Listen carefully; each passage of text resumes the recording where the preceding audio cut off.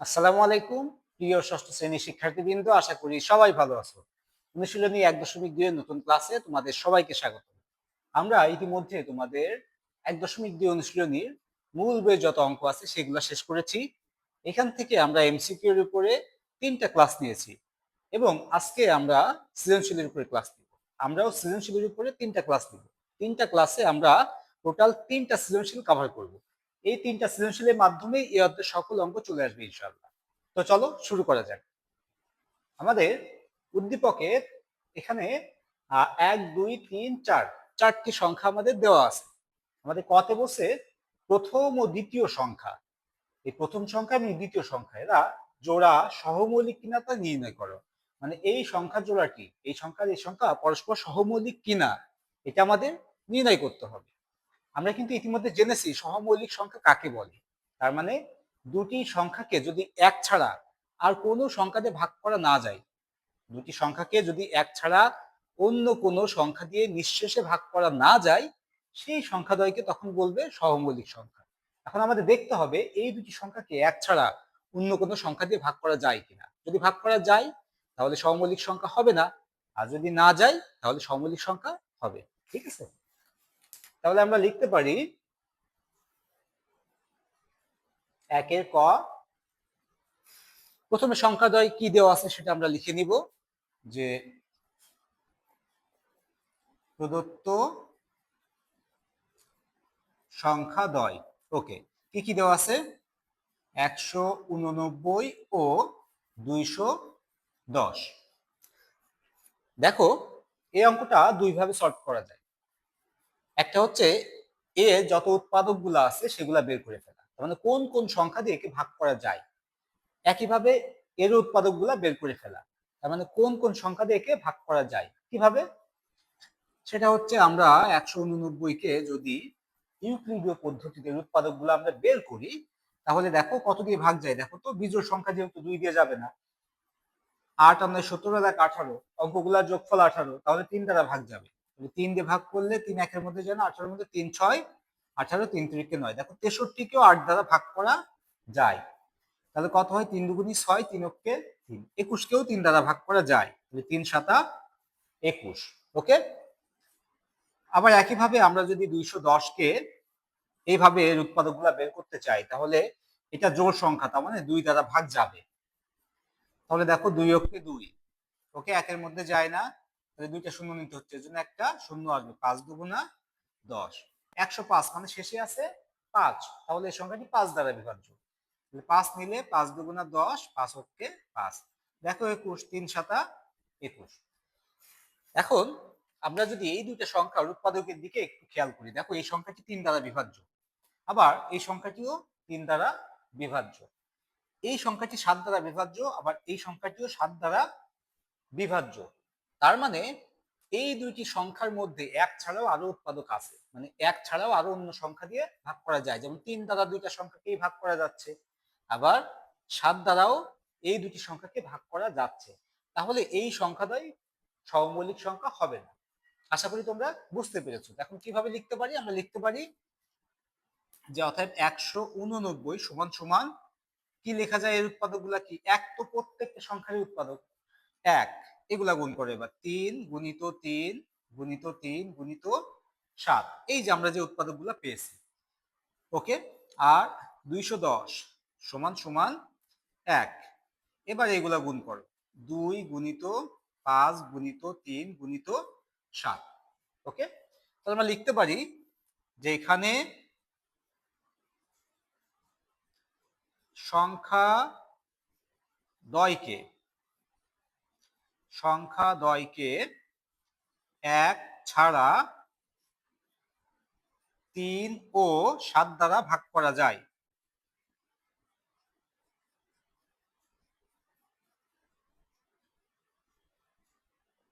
ওকে, তাহলে আমরা কি লিখলাম যে এখানে সংখ্যাদ্বয়কে 1 ছাড়া, মানে 1 ছাড়াও একেও আর একেও 3 আর 7 দ্বারা ভাগ করা যাচ্ছে। তাহলে অতএব 189 ও 210 সংখ্যা জোড়া সহমৌলিক নয়।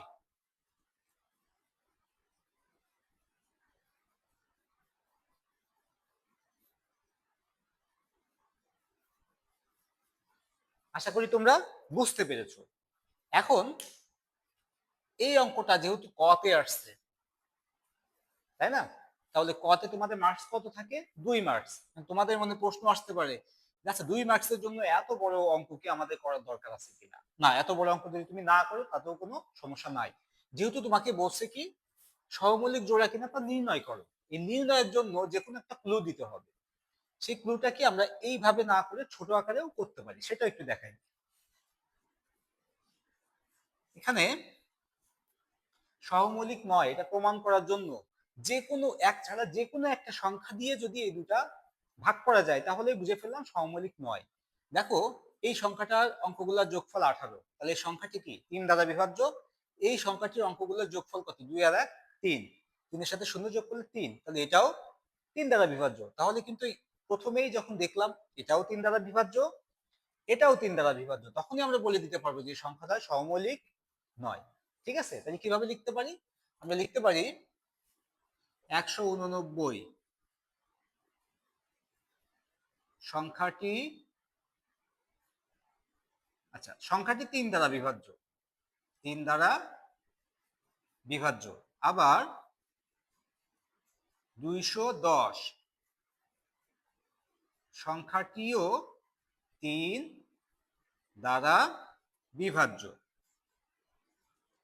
ওকে, কি করে 3 দ্বারা বিভাজ্য আমরা বুঝলাম কিভাবে? এই যে 9 আর 8 17 আর 1 18, তার মানে সংখ্যাটির অঙ্কগুলোর যোগফল 18, 3 দ্বারা বিভাজ্য। এটাও 2 আর 1 3, অঙ্কগুলোর যোগফল 3, যেটা 3 দ্বারা বিভাজ্য। তাহলে আমরা বুঝে ফেললাম, ব্যাখ্যা তোমার দেওয়ার দরকার নেই এখানে 2 মার্কসের জন্য এত। তাহলে 210 সংখ্যাটিও 3 দ্বারা বিভাজ্য। অতএব 189 ও 210 সংখ্যা জোড়া সহমৌলিক নয়। ওকে, আশা করি তোমরা বুঝতে পেরেছো। তাহলে তোমরা পরীক্ষার খাতায় আমি পূর্বে যেটা দেখাইছি ওইভাবেও করতে পারো, এখন যেটা দেখালাম এইভাবেও করতে পারো, এটা তোমাদের ইচ্ছা। তুমি যদি মনে হয় যে না আমি একটু ডিটেলস বুঝাই দিব স্যারকে, প্রথম নিয়মটা অনুসরণ করতে পারো।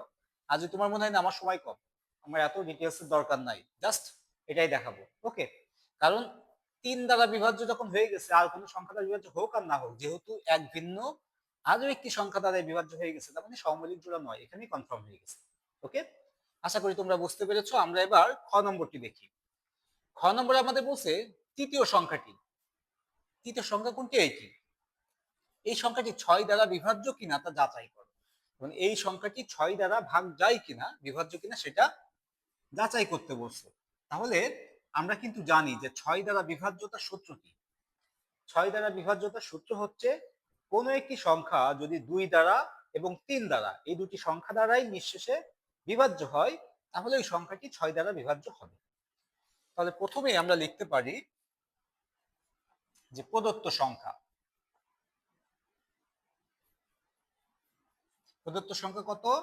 7832। এখন দেখো 6 দ্বারা বিভাজিত সূত্র কি একটি সংখ্যা 2 দ্বারা বিভাজ্য হতে হবে, 3 দ্বারা বিভাজ্য হতে হবে। এই কথাটা আমরা এখানে লিখে দিতে পারি। আমরা লিখতে পারি কোন সংখ্যা 6 দ্বারা বিভাজ্য হতে গেলে সংখ্যাটি 2 ও 3 দ্বারা বিভাজ্য হতে হবে। ওকে, এখন এখানে এই কথাটা তো আশা করি সবাই বুঝতে পেরেছো। এখানে যে সংখ্যাটি আমাদের দেওয়া আছে 7832, এটি কি সংখ্যা বলতো? জোড় সংখ্যা, তাই না? কারণ শেষে জোড় সংখ্যা আছে। পৃথিবীর সকল জোড় সংখ্যা 2 দ্বারা বিভাজ্য। তাহলে এখানে এই সংখ্যাটি একটি জোড় সংখ্যা, তাহলে 2 দ্বারা বিভাজ্য, এটা আমরা লিখতে পারি। এখানে 7832 একটি জোড় সংখ্যা।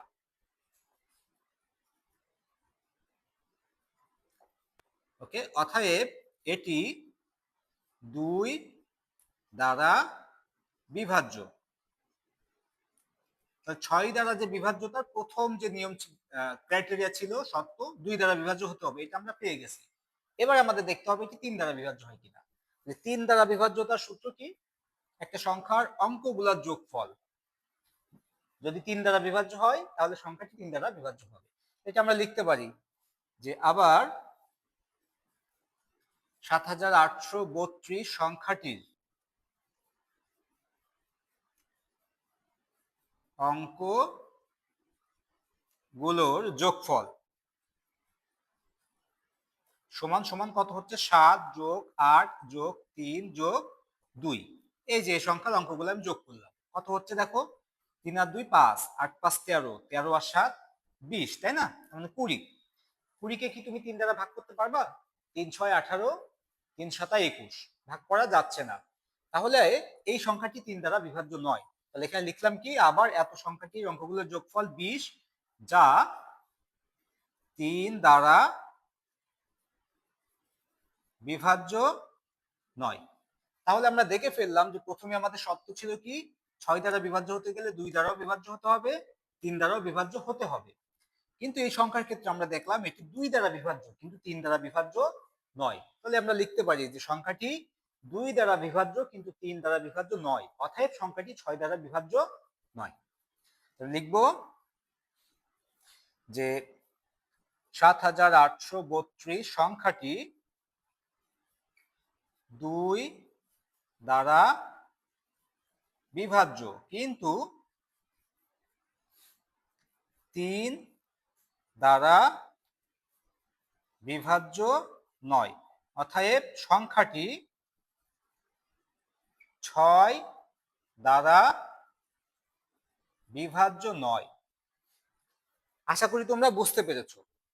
এই যে আমি কথাটা লিখলাম ৭৮৩২ সংখ্যাটি ২ দ্বারা বিভাজ্য কিন্তু ৩ দ্বারা বিভাজ্য নয়, এই কথাটা যদি তুমি নাও লিখে ডাইরেক্ট লিখতে এই যে ৩ দ্বারা বিভাজ্য নয় পরেই যে অর্থাৎ সংখ্যাটি ৬ দ্বারা বিভাজ্য নয়, তাহলেও তোমার অ্যান্সার ঠিক হতো, কারণ তুমি এখানে প্রমাণ করে দেখাইছো যে সংখ্যাটি ২ দ্বারা বিভাজ্য আর ৩ দ্বারা বিভাজ্য নয়। ওকে, তাহলে আশা করি তোমরা এটা খুব ভালোভাবে বুঝতে পেরেছো। এখন আমরা দেখি আমাদের ৩ নম্বরে কি বলছে। দেখো ৩-এ বলছে কি, চতুর্থ সংখ্যাটির, তার মানে এই যে সংখ্যাটি, এই চতুর্থ সংখ্যাটির খালি ঘরে চিহ্নিত স্থানে, তার মানে এই যে একটা বক্স আকারে যে খালি ঘর রাখছে, এই চিহ্নিত স্থানে কোন অঙ্ক বসালে, এখানে কোন অঙ্ক বসালে সংখ্যাটি ৩ দ্বারা বিভাজ্য হবে তা নির্ণয় করো। তাহলে ৩ দ্বারা বিভাজ্যতার সূত্র তো আমরা শিখেই জানি, সেটা হচ্ছে অঙ্কগুলোর যোগফল ৩ দ্বারা ভাগ যেতে হবে, তাহলে সংখ্যাটি ৩ দ্বারা বিভাজ্য হবে। তাহলে আমরা দেখি কোন সংখ্যা বসালে এই যে সংখ্যার অঙ্কগুলোর যোগফল ৩ দ্বারা বিভাজ্য হয়। ওকে, তাহলে এখানে আমরা প্রথমেই সংখ্যাটি যে দেওয়া আছে সেটি আমরা লিখতে পারি। আমি লিখতে পারি যে প্রদত্ত সংখ্যা কত দেওয়া আছে, ৪ ৬ ৫ খালি ঘর ৩, এটা দেওয়া আছে, তাই না? তাহলে এখন এই খালি ঘর ছাড়া বাকি যে সংখ্যার অঙ্কগুলো আছে এই অঙ্কগুলো আমরা একটু যোগ করে দেখি কত হয়েছে, তখন আমরা বুঝবো যে এর সাথে কত যোগ করা লাগবে। ধরো অঙ্কগুলোর যোগফল এসে ১৭ সে, তাহলে আমরা বুঝলাম যে এটাকে যদি ১৮ বানানো যেত তাহলে কি হতো, তাহলে ৩ দ্বারা বিভাজ্য হতো, তাহলে এখানে ১ নেওয়া যেত। এই জন্যই আমরা দেখব যে এখানে যোগফলটা কত হয়েছে সংখ্যার অঙ্কগুলা। লিখতে পারি যে প্রদত্ত সংখ্যার এই যে বক্স নিতে এটি ব্যতীত অন্য অঙ্কগুলো যোগফল।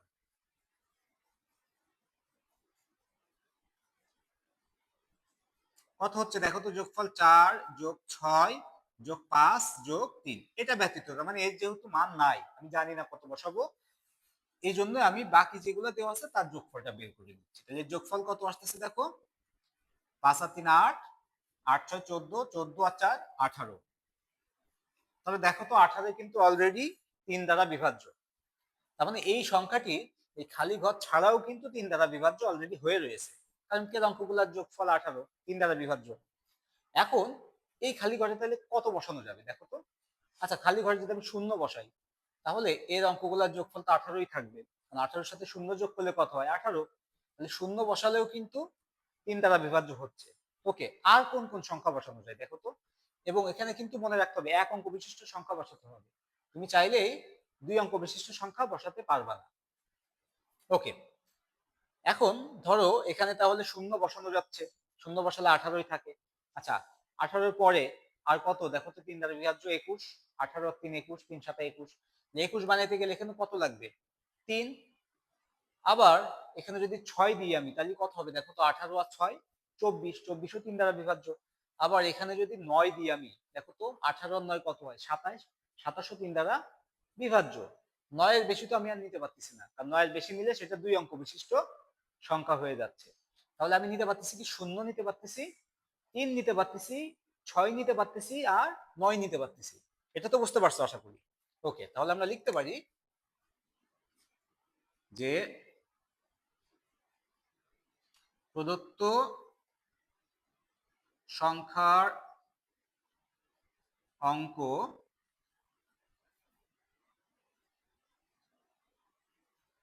গুলোর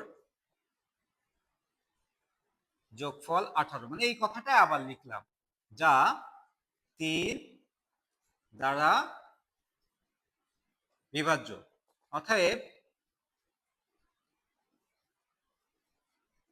সংখ্যাটির বক্স চিহ্নিত স্থানে, ওকে, বক্স চিহ্নিত স্থানে কি কি বসাবো? 0 অথবা 0 অথবা কি বসাবো? 3, 6, 9। এখন দেখো তো, 3, 6, 9 এরা কি বলতো? 3-এর গুণিতক। কারণ 3 অক্ষে 3, 3 দুগুণা 6, 3 তিরিককে 9। তাহলে এই যে 3টাই কিন্তু 3-এর গুণিতক, এবং এই গুণিতক গুলো এক অঙ্ক বিশিষ্ট গুণিতক। 3-এর তো আরো গুণিতক আছে, যেমন 3 4 12, এটাও 3-এর গুণিতক, কিন্তু এটি দুই অঙ্ক বিশিষ্ট। তাহলে আমার দুই অঙ্ক বিশিষ্ট তো নেওয়া যাবে না, তাহলে এক অঙ্ক বিশিষ্ট গুণিতক নিতে হবে কিসের? 3-এর। তাহলে আমরা লিখতে পারি কি? এই ফাঁকা ঘর, এই বক্স চিহ্নিত স্থানে 0 অথবা 3-এর এক অঙ্ক বিশিষ্ট গুণিতক বসানো যাবে। আশা করি তোমরা বুঝতে পেরেছো। তাহলে আমরা লিখতে পারি কি এখানে, যে 0 অথবা 3-এর এক অঙ্ক বিশিষ্ট